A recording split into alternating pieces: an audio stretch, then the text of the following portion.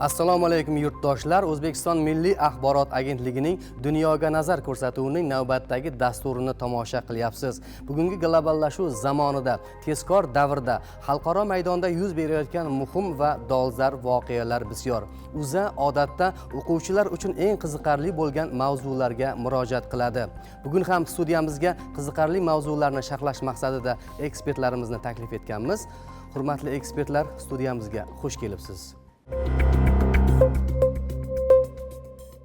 O'zbekiston 2030 strategiyasi mamlakatimizning kelgusi 5 yillik taraqqiyotiga daxldor bo'lib, ayni paytda yangi tahrirdagi takomillashtirilgan loyiha keng jamoatchilikka taqdim etilgan. Ya'ni maqsad, harakat, natija zanjiriga asoslangan mazkur ushbu yangi strategiya rejalashtirish va rivojlanishning yagona tizimi sifatida namoyon bo'lmoqda. Ya'ni savolimiz shuki, aytingchi, mana shu O'zbekiston 2030 strategiyasiga hujjatda barqaror iqtisodiy o'sishni ta'minlash uchun qanday maqsadlar belgilangan? Marhamat, Shuhrat aka. Strategiyaga ko'ra, iqtisodiy o'sha strukturaviy o'zgartirish strategiyasiga ko'ra, iqtisodning strukturasida xususiy mulk ulushi 85% dan yuqori bo'lishiga erishishimiz kerak edi. Bu ma'noda endi juda ko'p sohalar, avval monopollashgan va davlat qaramog'ida bo'lgan noeffektiv ko'p sohalar xususiylashtirilyapti. Shu jumladan mana bank moliya tizimida xususiylashtirib ketyapti. Noeffektiv ishlayotgan korxonalar xususiylashyapti. Va xususiylashning asosiy sababi faqat xususiy mulkdorgina effektiv iqtisodiy o'sishni ta'minlab berishi mumkin. O'zi mana shu ishlarni qilishdan asosiy maqsad bu yalpi ichki mahsulotni o'stirish va makroiqtisodiy barqarorlikni ta'minlash edi. Mana shu orada mana 3-4 yil vaqt o'tdi. Mana shu oldinga qo'yilgan marralarga, mo'ljallarga erishdikmi? Iqtisodiy o'sish Xalqaro valyuta fondining 25-yil uchun bahosiga ko'ra O'zbekistonda 7.8%, mana shu oxirgi Coviddan keyingi eng katta sur'atlar bilan o'syapti bugungi kunda. Shu bilan birga mana makroiqtisodiy stabillashish ham juda muhim. Endi bu ma'noda mana Markaziy bank inflyatsiyani targetlashni o'z oldiga maqsad qo'ygan edi.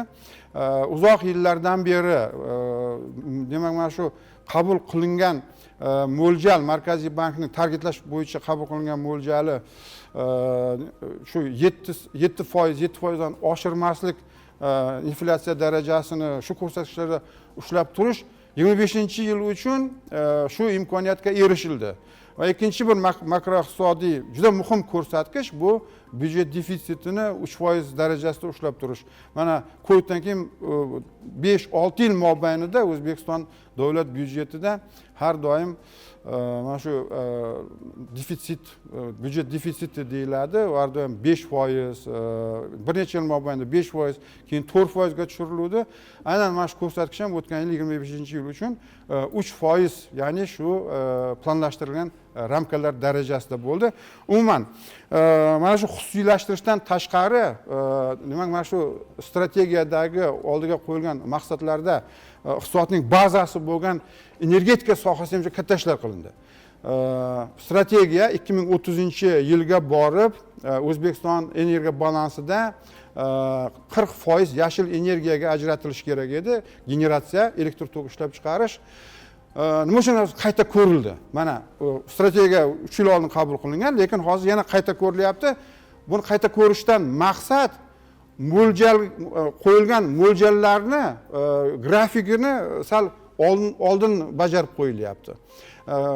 2030-yilda 40% deb mo'ljal olingan bo'lsa, mana hozirgi yangi qabul qilingan tahrir bo'yicha 2030-yilga borib yashil energetika bizning umumiy energiya balansimizda 53% ga, balkim undan ham ko'p bo'lishi mumkin, 53% ga ko'tarildi, naq 13% ga ko'tarildi.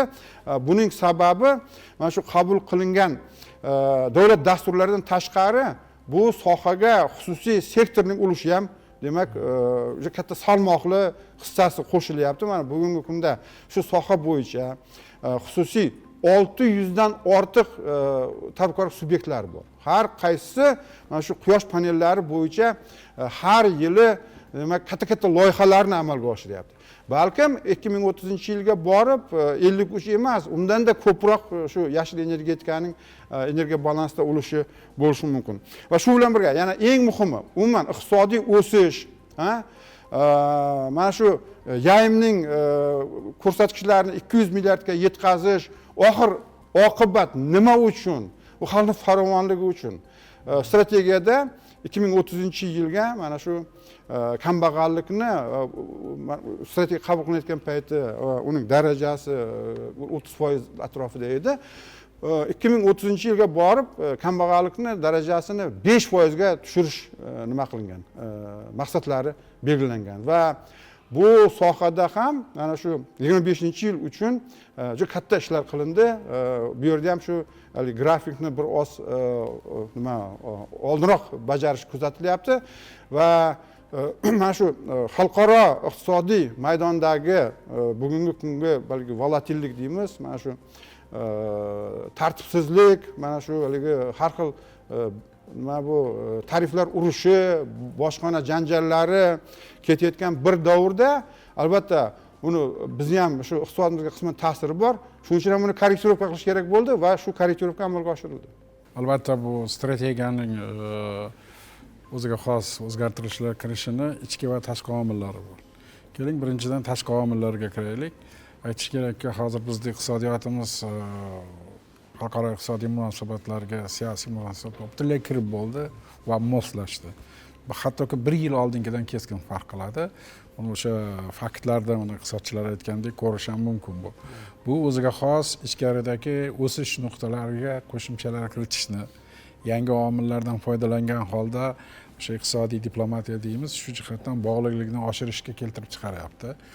Bu birinchisi. Ikkinchisi, xohlaymizmi, xohlamaymizmi, hozir siyosiy nuqtalarning asosiy qismini sharqqa ko'chishi va albatta siyosiy nuqta ko'chgandan keyin demak iqtisodiy nuqtalar ham, chunki agar buni bizda hozir investitsiya oshib boryapti, ayniqsa o'tgan yil davomida dunyoning yirik mamlakatlari xalqaro iqtisodiy tashkilotlar bilan, umuman xalqaro tashkilotlar bilan olib borilgan faoliyat natijasida O'zbekistonni yaxshilik deylik, nima deydi, muqobil alternativ imkoniyatlari keskin oshdi va bizga investitsiyalarning oqib kelishi o'sib boryapti. Kutilmagan deymiz, lekin aslida kutilgan. Bunchalik mana shu jarayonlar ham demak o'ziga xos o'zgartirishlar kiritishni talab qilyapti. Bundan tashqari O'zbekistonning o'sha eng dunyoning yirik davlatlari bilan bir vaqtning o'zida asosiy e'tiborni iqtisodiy aloqalarga qaratilgani va u yerda ijobiy indekslarga ega bo'lganimiz. Endi ichki faktorlar ham bor. Birinchidan shuni aytib o'tish kerakki, bu jarayon yuqoridagi aytganlarimiz oxirgi 2 yil ichida o'sib, o'zini ta'sirini birinchidan aholiga ta'sir ko'rsata boshladi ijobiy jihatdan.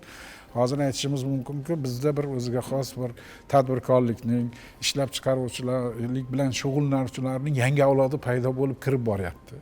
Deyarli barcha qismlarga kirib keldi. Bularga yangi yondashuv, yangicha deylik o'ziga xos orientirlar kerak bo'ladi. Shuning uchun ham bo'ldi. Ikkinchidan yana bir narsani aytib o'tishimiz kerakki, bizda deyarli bugungi kunda bizni ma'lumotlarga ko'ra o'rganish kuzatuvlarimiz 60-70% ishlab chiqaruvchi subyektlarimiz chet eldagi tadbirkorlar bilan, chet eldagi sheriklari bilan birgalikda ishlayapti va o'ziga xos yangi o'sish nuqtalarini tashkil qilyapti. Bu ham o'ziga xos yo'nalishni belgilashni talab qilyapti. Va uchinchisi, davlatimiz mana shu keyingi paytda ichki munosabatlarda, ayniqsa iqtisodiy munosabatlarda o'sha farovonligini oshirish uchun olib borgan siyosatining natijasi yaqqol ko'zga tashlanyapti. Hozir biron bir burchak, biron bir bizda hudud, rayon yo'qki, u yerda iqtisodiy yangi o'zgarishlar kirib bormagan bo'lsa, bular hammasi birgalikda mana shu ichki potensial va tashqi omillar bilan bog'lagan holda oldin qo'ygan mo'ljallarimizga qo'shimcha yo'nalishlar olishni kun tartibiga qo'ydi. Mana shu uchun ham yuqorida ham aytildi. Hozir deylik mana shunday strategiya, demak aniq maqsadlar va kutilayotgan natijalar aks etgan holda ichki va tashqi sharoitlarning uyg'unlashganligidan kelib chiqib, bir bu yerda o'ziga xos muhit bor, o'ziga xos bir siyosat deyishimiz kerak buni. Mana shu holat alohida kichik bir guruhlarda emas, qandaydir markazlar tarkibida emas, yo vazirlik emas, butun xalqqa e'lon qilinyapti.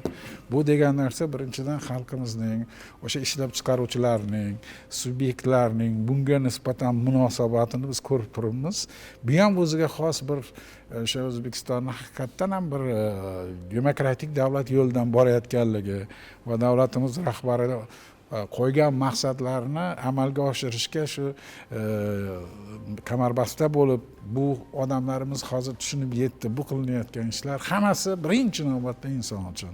Va borib o'sha o'zining firmasini, o'zining tashkilotini va davlatimizning qudratini oshirishga deylik ijobiy ta'sir qilishini tushunib yetdilar. Va eng asosiysi hamma biladi hozir plan strategiya aniq bo'lsa, mo'ljallar aniq bo'lsa, bu davlat qudratli bo'ladi va bu davlat bilan hamma hisoblashadi. Hozir juda to'g'ri ta'kidlashdi. Strategiya 2030 bu O'zbekiston 2030 strategiyasini yangilanishida birinchi navbatda o'sha belgilangan 3 yil oldin belgilangan ko'rsatkichlarga muddatidan oldin erishilayotganligi muhim asosiy sabablardan biri bo'lsa, yana undan tashqari o'zi ta'kidlashganidek hozir butun dunyoda global o'zgarishlar, tendensiyalar ham mana shu yo'nalishlarimizda yana bir qayta ko'rib chiqish zaruratini ham paydo qilyapti. Xususan mana aytib o'tishdi, tariflar, bojlar bilan bog'liq muammolar, boshqa ziddiyatlar tufayli logistika zanjiridagi uzilishlar paydo bo'lyapti.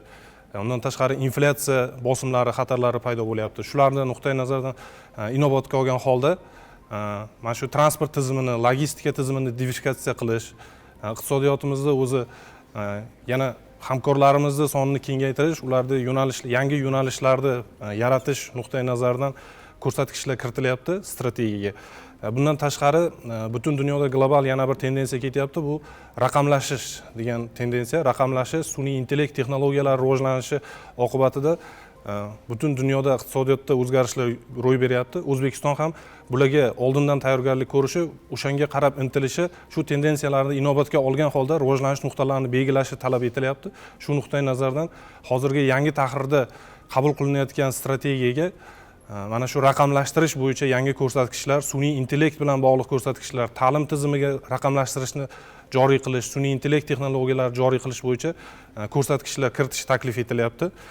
Bundan tashqari butun dunyoda bu iqlim o'zgarishi bilan bog'liq, ekologiya bilan bog'liq muammolar avj olib boryapti. O'zbekiston ulardan chetda qolayotgani yo'q. Bizda ham mana shu resurslar, ichki suv bilan bog'liq muammolar, iqlim o'zgarishi bilan bog'liq muammolar kuzatilyapti. Shu nuqtai nazardan yangilanayotgan tahrirdagi strategiyaga ekologiya bilan bog'liq ko'rsatkichlar yangi tahrirda kiritib borilyapti.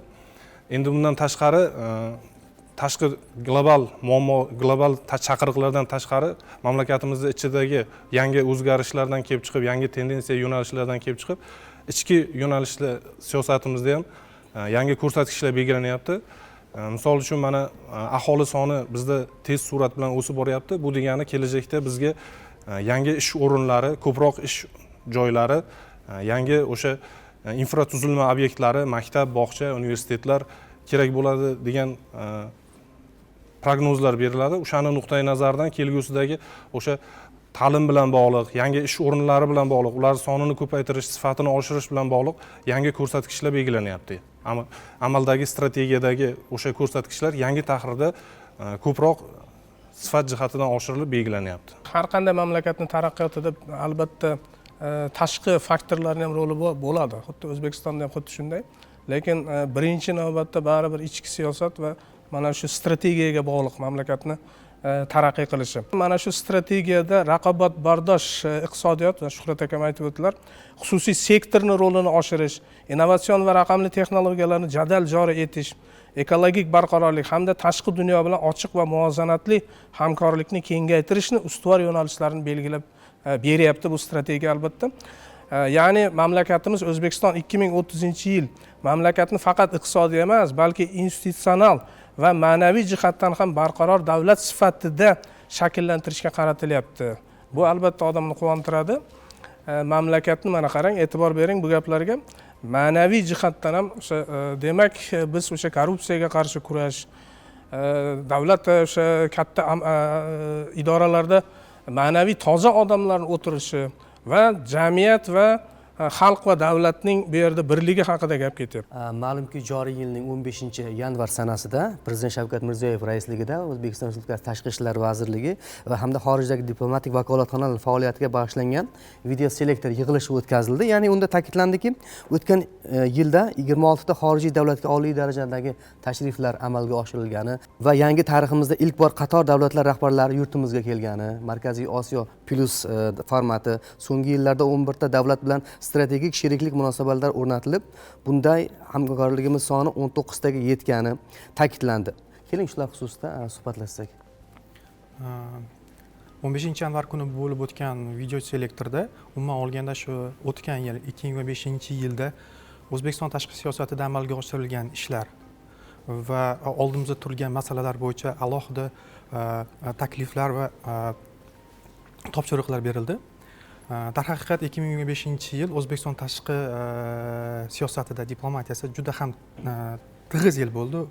U xoh Markaziy Osiyo plus formati bo'ladi, xoh boshqa tashkilotlar yo'nalishida, xoh ikki tomonlama uchrashuvlar va tashriflar bo'ladimi? Haqiqatan ham 2025-yil O'zbekiston diplomatiyasi uchun juda ham tig'iz yil bo'ldi.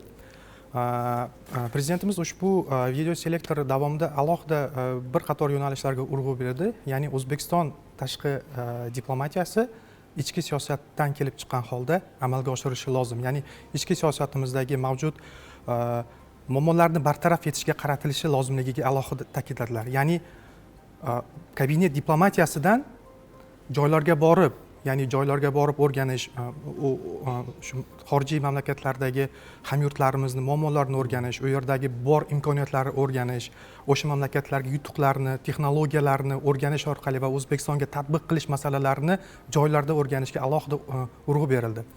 Masalan, hozirgi kunda tashqi siyosatning asosiy yo'nalishlaridan biri bo'lmish bu eksport va investitsiya oqimini yanada oshirish. So'nggi o'sha 2025-yilda O'zbekiston jami 160 milliard dollarga yaqin xorijiy shartnomalarni imzolashga erishdi. Bu shartnomalarni yana kelgusi yillarda oshirish, O'zbekistonning eksport salohiyatini oshirish masalalari ko'ndalang surildi. Qishloq xo'jaligi masalalarida, ya'ni oziq-ovqat xavfsizligini ta'minlash maqsadida qishloq xo'jaligidagi tashqi hamkorlarimizni diversifikatsiya qilish.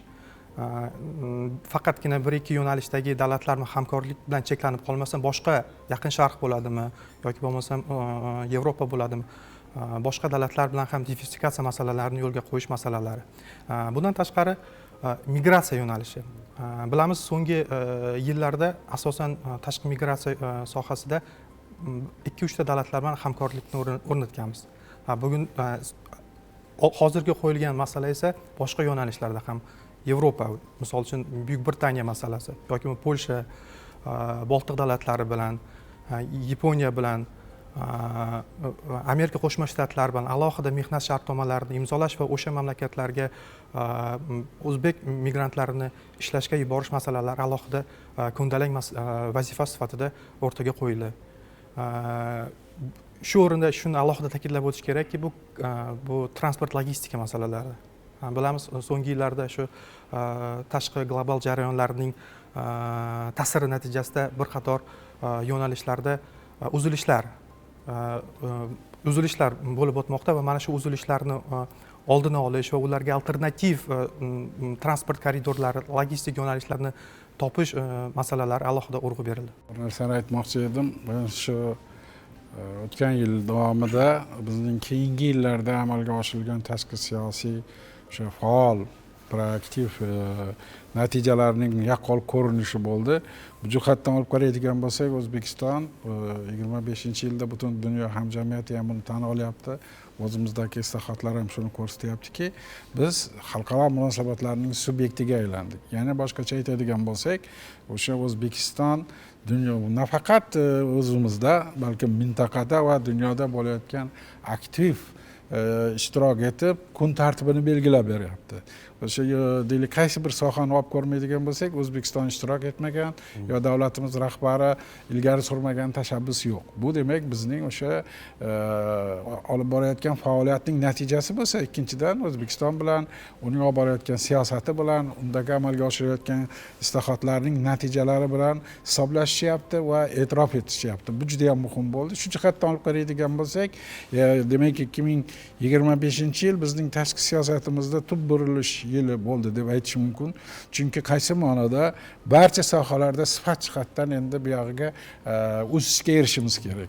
Bu nuqtai nazardan olib qaraydigan bo'lsak, o'shada birinchi albatta mas'uliyat shu tashqi ishlar sohasida ishlayotgan diplomatlar uchun, mutaxassislar uchun juda ham muhim ahamiyatga ega bo'ladi va o'z navbatida davlat rahbarining ular bilan uchrashishi va har bir yo'nalishlar bo'yicha muhim dolzarb masalalarni ko'rsatib berishi va o'z navbatida amalga oshirilishi kerak bo'lgan islohotlar uchun nimalarga qanday resurslar kerak bo'lishini aytishi, bu demak bizning davlatimiz uchun ustuvor vazifa bo'lganligi.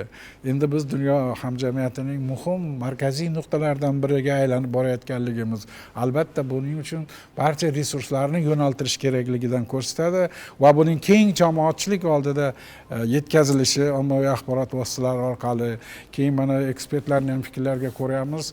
Demak, bu yerda ichki siyosat bilan yuqorida aytilgandek tashqi siyosatning uyg'unligi mavjudligini, albatta jamoatchilikning fikri orqali mana shu yangi marralarga erishish mumkinligini ko'rsatadi. Davlatimiz rahbari aytdilar, masalan, savoldaroq biz katta marralarni oldik deb. Demak, mana shu katta marralarning bir qismi tashqi siyosat va xalqaro munosabatlarga ham tegishli bo'lishini ko'rsatib o'tdi. Bu demak mamlakatimizning bugungi kunda e'tirof etilayotgan, tan olinayotgan o'sha har tomonlama rivojlangan davlatlar qatoriga kirib borayotganligini tasdiqlayapti. Hurmatli ekspertlarimizning fikrlariga qo'shilgan holda mana shu video selektor yig'ilishini men o'zim ko'rdim oxirigacha va davlat rahbarining meni fikrimcha diplomatik korpus oldiga qo'ygan vazifalar ichida ikkita yo'nalishga alohida e'tibor berishni talab qilyapti. Birinchi yo'nalish endi elchilik xizmati mamlakatga investor chaqirishda faolligini oshirish kerak. Va shu bilan birga chet eldagi vatandoshlarni effektiv himoya qilish kerak. Mana shu yo'nalish bo'yicha nafaqat endi Tashqi ishlar vazirligi, balkim shu tashqi aloqalar bo'yicha boshqa bir qancha yana agentliklar, vazirliklar ham mavjud. Mana masalan migratsiya agentligiga endi alohida pul ajratilar ekan va bu ajratilgan byudjet mablag'larini va bizda xorijda qolib ketgan, har xil hayotiy qiyinchiliklarga uchrab, vatanga qayta olmayotgan, hujjatlarini yo'qotgan yoki bir huquqiy nimalarga, konsultatsiyalarga muhtoj bo'lgan, umuman O'zbekiston vatandoshi o'zini chet elda O'zbekiston davlati himoya qilishini his qilish kerak.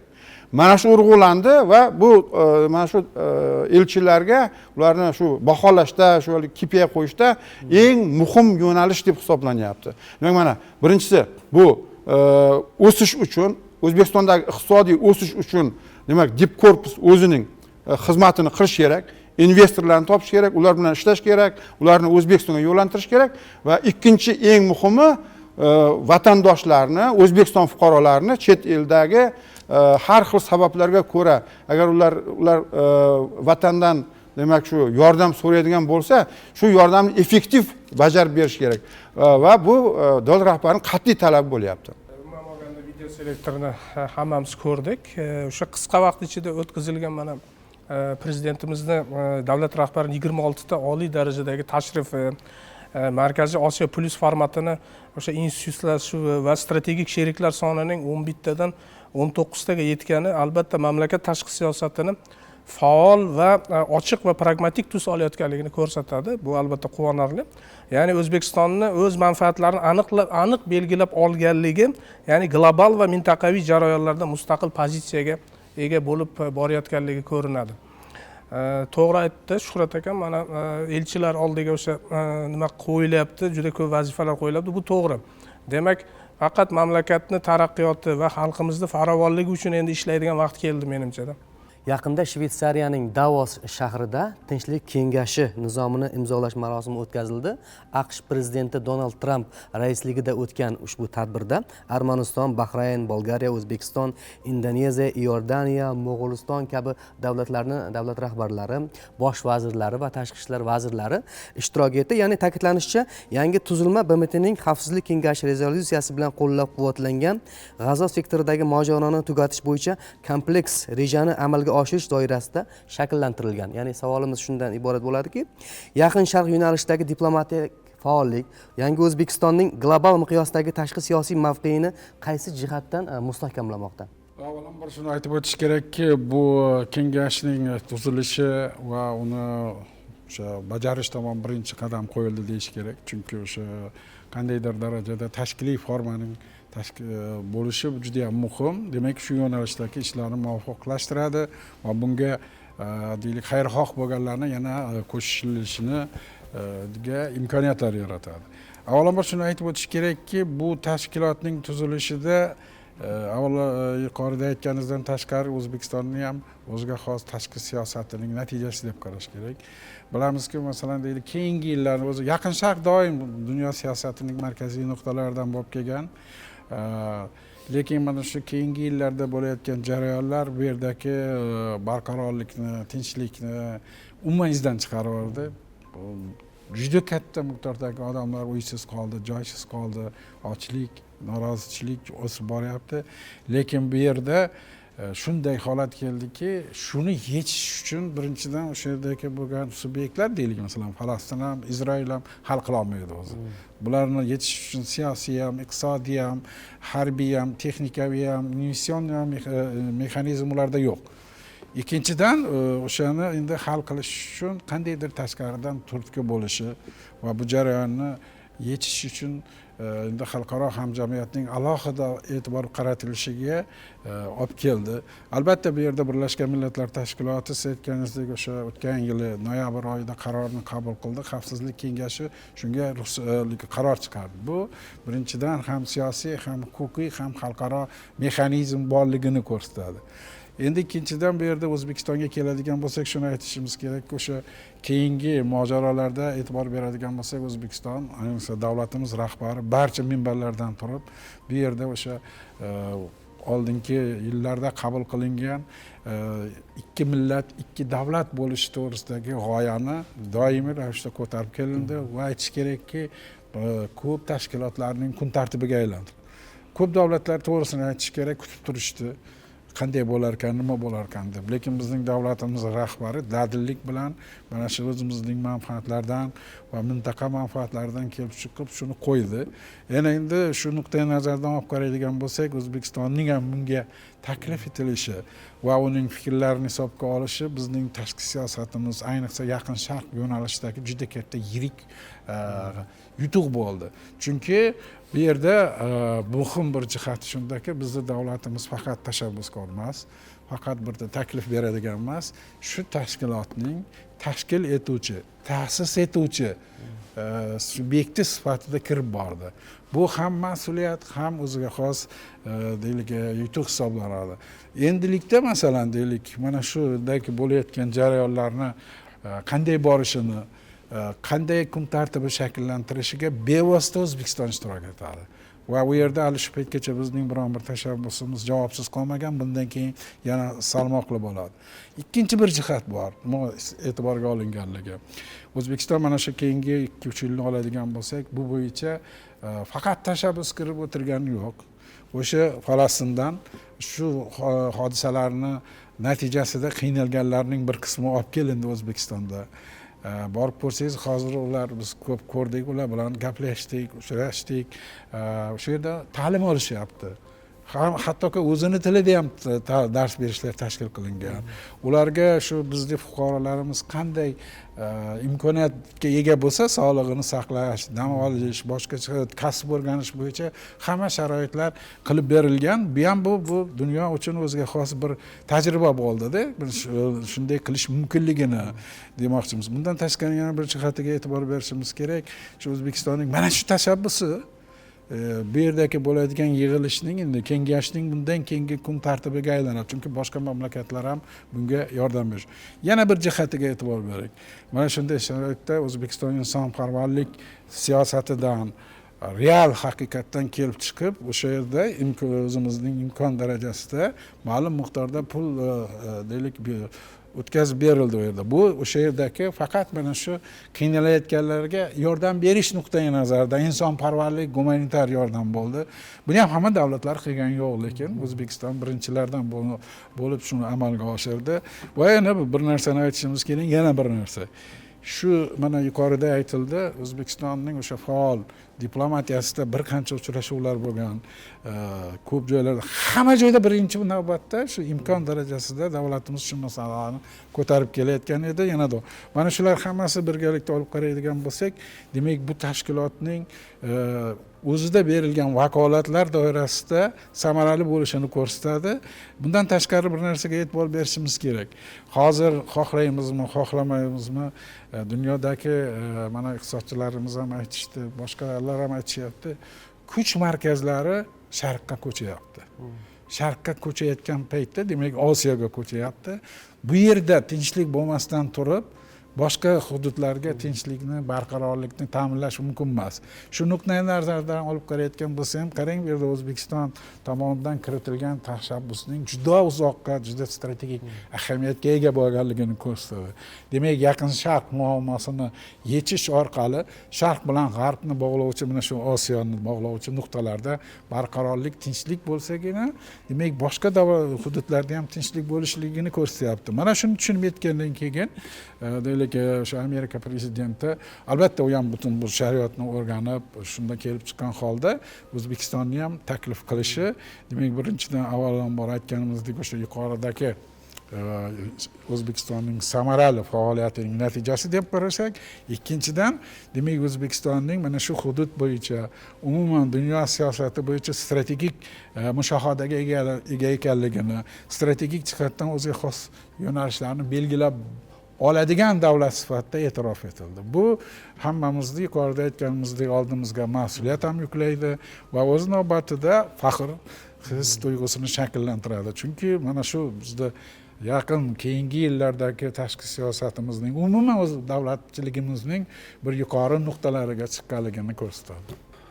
Tinchlik kengashini faqat shu Yaqin Sharq va G'azo sektori bilan mutlaqo bog'lashdan menimcha noo'rin, sababi u yerdagi nizomda asosiy bir moddalari bor. U yerda mana shu imzo qo'ygan 19 ta davlat endi bundan buyog'iga dunyoda qayerda muammoli, og'riqli mana shu konfliktlar, harbiy konfliktlar yuz beradigan bo'lsa, eng avvalo shu nizomga asosan shu masalalarni ko'rib chiqib, o'sha yerda tinchlik o'rnatishni mas'uliyatini olyapti. Endi ayrimlar buni Birlashgan Millatlar Tashkilotiga parallel ravishda shunga bir chaqiriq tarzida ham qabul qilyapti, lekin meni fikrimcha, demak, bu endi Birlashgan Millatlar Tashkilotining kelajakda o'rnini oladigan tashkilot emas.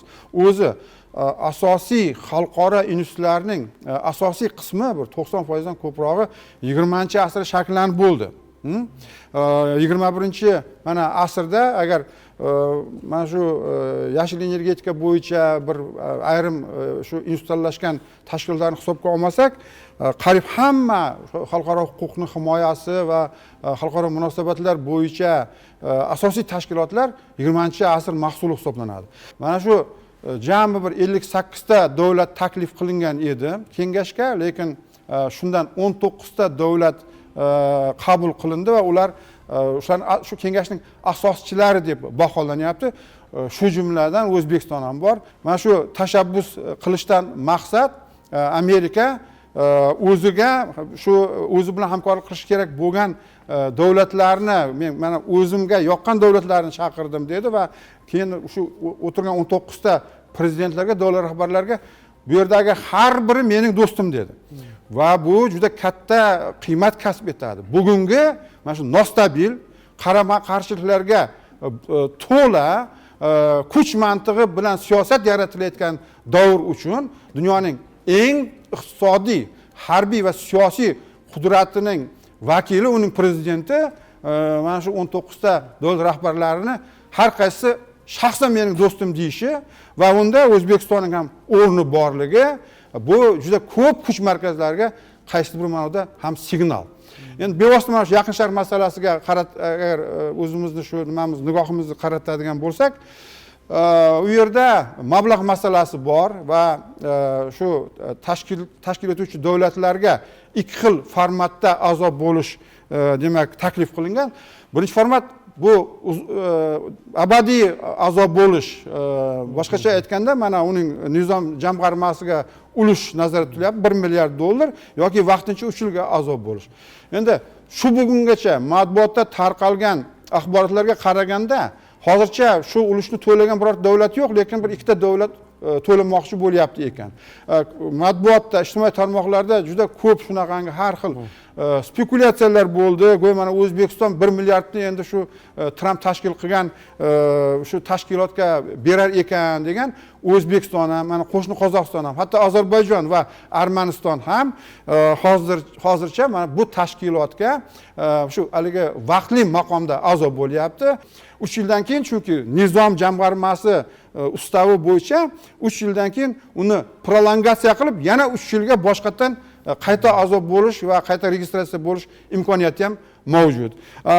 O'zbekiston uchun bu hozirgi biz aytgan mana shunaqa haligi kuch markazlarining tirashuvi ketayotgan bir davrda bizni milliy manfaatlarimizga mosmi? Shu to'g'ri keladimi? Mana bu haqda davlat rahbari Prezident Mirziyoyevning maslahatchisi mana Abdulaziz Komilov aytdi. Bu bizni demak mana shu geosiyosiy qaysi bir ma'noda muhofaza qilish uchun juda muhim qadam deb aytdi. O'zbekistonni mana shu Tinchlik kengashiga a'zo bo'lishi bu O'zbekistonni faqat xalqaro munosabatlardagi mintaqadagi O'rta Osiyodagi masalalar bo'yicha faqat subyekt sifatida emas, butun xalqaro masalalardagi muammolarda subyekt sifatida o'rnini e'tirof etilishi deb qabul qilsak bo'ladi. O'zbekistonda ham bu Tinchlik kengashiga a'zo bo'lishi mana shu kelgusida o'zi boshqa investorlarni, dunyodagi boshqa ko'rib turgan tadbirkorlarni qiziqishini ortishiga sabab bo'ladi. Chunki bu qaysidir ma'noda O'zbekiston uchun bir tomondan imijini ko'tarishga, uni iqtisodiy tomondan yoki boshqa siyosiy tomondan o'zini namoyon qilishini yana bir namunasi bo'ldi desak bo'ladi. O'shandan kelib chiqib endi turistlar boshqa yo'nalishdagi iqtisodiy yo'nalishlarimizga ham o'zini ta'sirini ko'rsatadi bu nimaga a'zo bo'lganimiz. Chunki ularni nazarida O'zbekiston tinchlik uchun kurashadigan, tinchlikparvar va muloqotga ochiq davlat sifatidagi bir imijni yaratadigan tashkilotga a'zo bo'ldi desak ham bo'ladi. Yangi O'zbekiston va Pokiston o'rtasidagi yaqin aloqalar xalqlarimiz o'rtasidagi ko'p asrlik rishtalar mevasidir. Ya'ni joriy yilda ikki mamlakat o'rtasida diplomatik munosabat o'rnatilganiga 34 yil to'ladi. Keling, mana shu ikkala do'st mamlakat o'rtasidagi munosabatlar xususida suhbatlashsak. Umuman olganda O'zbekiston va Pokiston xalqlari darhaqiqat ta'kidlab o'tganingizdek tarixiy nuqtai nazardan bir-biriga qardosh xalqlar hisoblanadi. Madaniyatimizda, tilimizda, boshqa masalalarda umumiyliklarimiz, o'ziga xos yaqinliklarimiz ko'p. Ayniqsa bu madaniy almashinuv Zahiriddin Muhammad Bobur paytida o'zining yuqori cho'qqisiga chiqdi. Mamlakatlarimiz o'rtasida madaniy aloqalar, tilimiz o'rtasidagi assimilyatsiya juda ham yuqori darajaga chiqdi. Adashmasam, o'zbek va urdu tillarida ham 2000 ga yaqin bir-biriga o'xshash so'zlar bor ekan. Bu ham o'z navbatida ikki xalqning, ikki qardosh xalq deb aytsak bo'ladi, bir-biriga juda ham yaqin ekanligini ko'rsatib turibdi. Endi nima uchun O'zbekiston Pokiston bilan munosabatlarni so'nggi yillarda rivojlantiryapti, siyosiy munosabatlarga dinamik urg'u beryapti degan savolga javob beradigan bo'lsak, O'zbekiston uchun Pokiston juda ham strategik ahamiyatga ega bo'lgan davlat hisoblanadi. Birinchi o'rinda Pokiston bu dengizga chiqish imkoniyati bo'lmagan mamlakat uchun eng yaqin dengiz uchun davlat. Ya'ni Janubiy Osiyo mamlakatlariga, Fors ko'rfaziga, keyinchalik Yevropaga chiqish uchun Pokiston bilan aloqalarni o'rnatish juda ham strategik ahamiyatga ega. Janubiy Osiyo mamlakatlariga darvoza. Bilamiz, Janubiy Osiyo mamlakatlari iqtisodiy jihatdan juda ham maftunkor davlat deb aytsak bo'ladi, davlatlar deb aytsak bo'ladi bu mintaqalar. Ya'ni 2 milliard aholiga ega, umumiy yalpi ichki mahsuloti 4 trillion dollarni tashkil etadi. Bu nafaqat O'zbekiston uchun, balki butun Markaziy Osiyo mamlakatlari uchun yangi bozor, yangi imkoniyatlar degani. Ya'ni bozor iqtisodiy hamkorlarimizni diversifikatsiya qilishimiz uchun yangi imkoniyatlar. O'z o'rnida O'zbekiston ham Pokiston uchun ham juda ham manfaatli davlat hisoblanadi. Ya'ni O'zbekiston aholisi ham o'sib bormoqda. 2050-yilga kelib bu Markaziy Osiyo mintaqasi 100 millionga yetishi ko'zda tutilgan. Bundan tashqari Markaziy Osiyo mamlakatlari jumladan O'zbekiston Pokistonning MDH mamlakatlari bilan aloqasida muhim o'rin egallashi mumkin. Ya'ni misol uchun hozirgi kunda Pokiston mamlakati MDH mamlakatlarga eksport qilayotgan mahsulotlarni Pokistonda emas, balki O'zbekiston hududida ishlab chiqarish va O'zbekiston hududidan tarqatish imkoniyatiga ega. Bu o'z navbatida tovarlarini arzonligini, raqobatbardoshligini oshiradi. Shu masalalarni ahamiyatlarini shu nuqtai nazardan prezidentimiz bu masalaning ahamiyatini bilgan holda Pokiston bilan siyosiy aloqalarimizni rivojlantiryapti. Bu ayniqsa 2021-yilda ikki mamlakat o'rtasida strategik sheriklik o'rnatilgandan boshlab izchil ravishda o'sib bordi. Agar oddiy statistikaga e'tibor beradigan bo'lsak, 2017-yilda ikki davlat o'rtasidagi tovar ayirboshlash hajmi 36,5 million dollarni tashkil qilgan va bu ko'rsatkich 2025-yilga kelib qariyb 450 million dollarni tashkil qildi. Ya'ni qisqa muddat ichida o'zaro savdo ayirboshlash hajmi 12 baravarga oshdi. Bu juda katta ko'rsatkich. O'tgan yili Pokiston bosh vazirining O'zbekistonga tashrifi chog'ida ushbu ko'rsatkichni yaqin yillarda 2 milliard dollarga yetkazish ko'zda tutilgan. O'ylaymanki, mana shu iqtisodiy aloqalar shu dinamik ruhda rivojlanadigan bo'lsa, bu 2 milliard marra ham menimcha yaqin yillarda erishsa bo'ladigan natija. Va mana shu marralarga yetish maqsadida bir qator katta loyiha va tashabbuslar hamkorlikda amalga oshirilmoqda. Bulardan biri bu logistika sohasidagi Trans-Afg'on yo'nalishi. Umuman olganda O'zbekiston uchun hozirgi kunda bir qator transport logistik yo'nalishlari bor. Bu misol uchun o'rta koridor bo'ladimi yoki hozirgi kunda trenddagi yoki boshqa yo'nalishlar bo'ladimi? Lekin eng O'zbekiston uchun iqtisodiy jihatdan olib qaraydigan bo'lsak, eng yaxshi transport logistik koridor bu Afg'oniston va Pokiston orqali koridor bo'lib, bu iqtisodiy jihatdan o'zini oqlaydi. Ya'ni O'zbekiston mahalliy tadbirkorlari uchun O'zbekistonning eksport salohiyatini yanada yaxshilash uchun eng yaxshi imkoniyat. Shu maqsadda Trans-Afg'on logistika masalalari, Trans-Afg'on temir yo'li loyihasiga O'zbekiston va Afg'oniston mamlakatlari bilan birgalikda o'tgan yili umuman TOSini ishlab chiqarish bo'yicha shartnoma imzolandi va bu yo'nalishda ham O'zbekiston izchil aloqalarni olib bormoqda. Pokiston umuman olganda Markaziy Osiyo tarixi bilan shamarchas bog'liq, tarixchilar juda yaxshi biladi.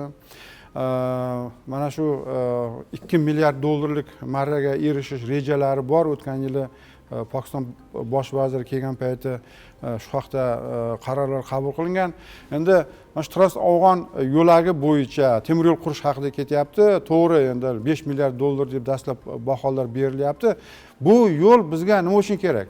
Mana hozir dengiz deb aytildi. U yerda ikkita katta port bor. Karachi va Gvadar porti. Mana Gvadar porti bu juda oliy darajada nima deymiz, asnashon deydi, oliy darajada butlangan yangi port hisoblanadi. Uning juda katta imkoniyati bor. Agar O'zbekiston mana shu yo'llarni amalga oshirib, shu agar portlarga yetadigan bo'lsak, bizda mana shu dunyo bozoriga, ayniqsa Janubiy Sharqiy Osiyo davlatlari bozoriga tovarlarimizni yetkazib berish yelkasi 2 haftaga qisqarib ketadi. Bu juda katta ko'rsatkich hisoblanadi va eng muhimi, har bitta konveyer uchun baho ham salkam 1000 dollarga yengillashadi.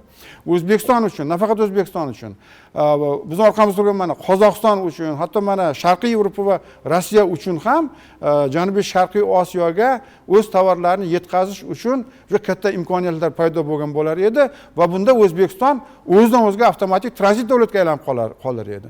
Mana shu uchun O'zbekiston Pokiston bilan har doim aloqalarni yaxshilayapti. Pokistonning o'zining ham manfaati bor. Ushbu masalani, ya'ni O'zbekiston-Pokiston munosabatlarini quyidagi strategik jihatdan tahlil qilishga harakat qilgan bo'lardim. Birinchidan, O'zbekistonda ham, Pokistonda ham keyingi 10 yillar ichida juda katta o'sish nuqtalari paydo bo'ldi. Hozir pokistonlik mutaxassislar ham, bizning mutaxassislar ham shu ikki davlat o'rtasidagi iqtisodiy ko'rsatkichlar bugungi kun talabiga javob bermasligini isbotlab, asoslab berishdi.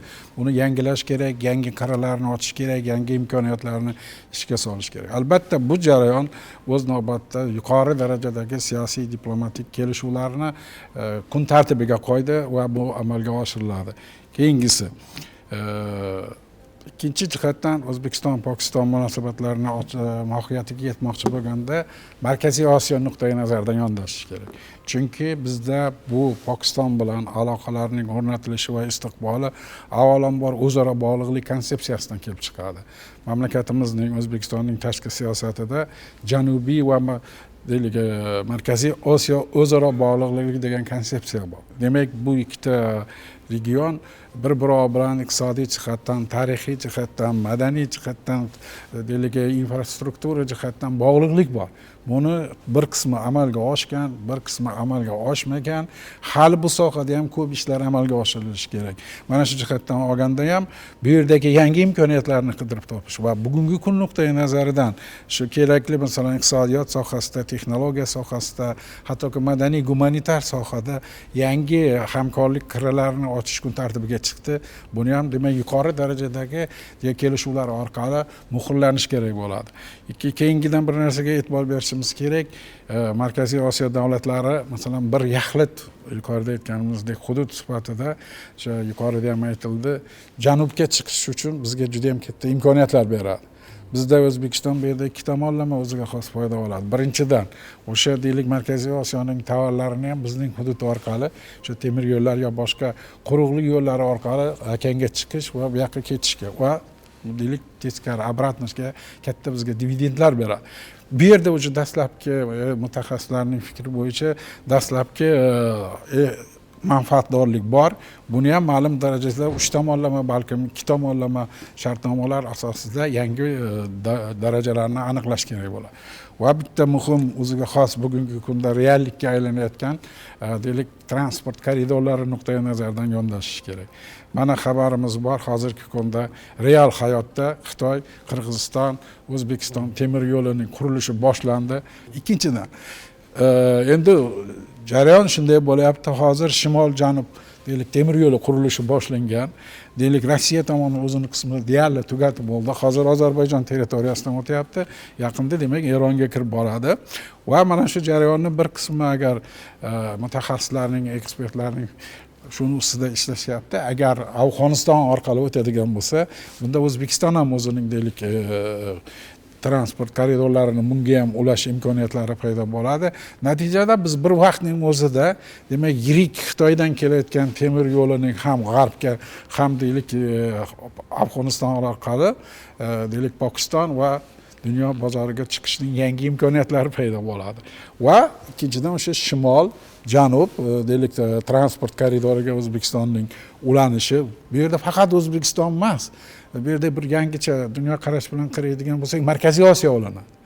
Bu bizning asosiy ustuvor yo'nalishimiz sifatida manfaatlarimizga katta bo'ladi. Shu jihatdan olib qaraydigan bo'lsak, albatta bu jarayonni ham birgalikda, masalan Markaziy Osiyo davlatlari bilan, o'sha Rossiya bilan, Xitoy bilan, Afg'oniston va Pokiston bilan birgalikda mana shuni yangi ishga tushirilishi kerak bo'lgan loyihalarni deylik davlat darajasida, davlat siyosati darajasida buni bir boshqatdan masalan kashf etishga keladi, to'g'ri kelyapti hozirgi paytda.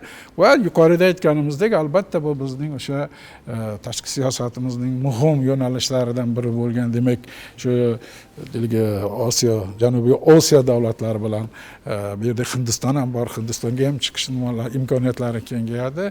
Shuni amalga oshirish uchun bir yangi imkoniyatlarni topish, yangi dunyoga vujudga kelayotgan deylik o'sha moliyaviy, iqtisodiy, deylik infrastrukturaviy resurslarni bunga yo'naltirish albatta bizning manfaatlarimiz uchun juda katta yangi imkoniyatlar yaratadi va oldimizga qo'ygan maqsadlarga erishishga o'ziga xos yordam beradi. Hurmatli ekspertlar, bugungi bildirilgan fikrlar uchun tashakkur. Yana sizni keyingi ko'rsatuvlarimizda kutib qolamiz. Aziz yurtdoshlar, shuning bilan ko'rsatuvimiz o'z nihoyasiga yetdi. Xayr, salomat bo'ling.